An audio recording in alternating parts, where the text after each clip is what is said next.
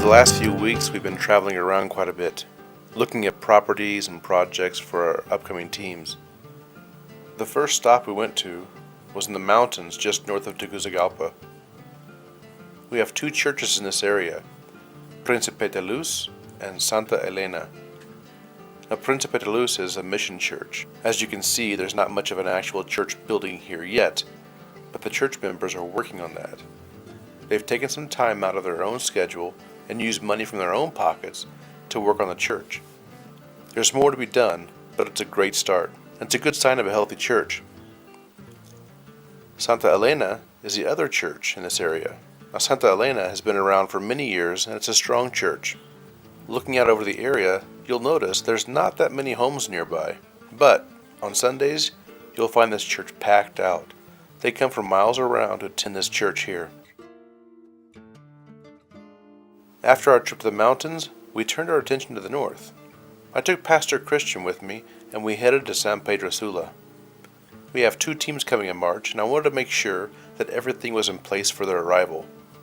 While we were already up north in San Pedro Sula, we decided to go and investigate a potential project for the Southwest Indiana youth team coming in July. We drove another hour north to the coast to Puerto Cortez. There, at the northern end of the city, we have a small mission house church. I'm in Puerto Cortez today at a public school, and the public school is located really close to one of our mission churches.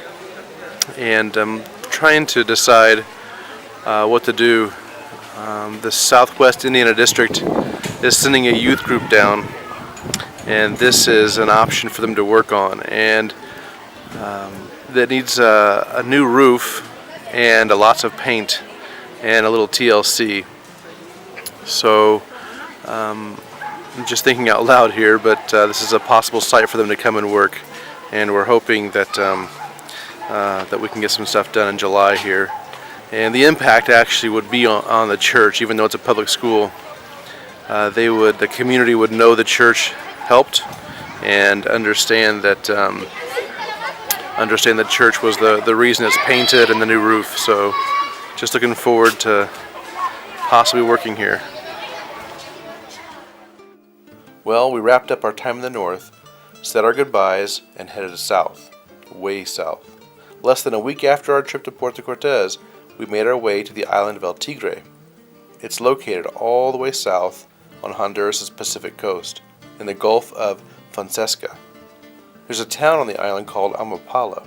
We have a church there in Amapala, and it's in desperate need of a new roof. It's quite an adventure to get there. After a 3-hour drive from Tegucigalpa, it's a 15-minute boat ride to the island and a 10-minute moto taxi ride to the church. It's not easy, and that's why it's hard to find the right team to go down there. It's only going to be a day to a day and a half project, so you'll be traveling about as much as you will be working. Nevertheless, I believe that the right team for the job is coming. Neighbors Memorial Church out of northern Mississippi is coming in June, and this would be a perfect fit for them. I know that you guys are praying for us and our teams, and we thank you for that. You definitely make a difference in our ministry. So, as you've done in the past, please pray for upcoming teams. ENC at Santa Marta, Baker City at El Progreso, Neighbors Memorial at Amapala, and the Southwest Indiana youth team serving in Puerto Cortez.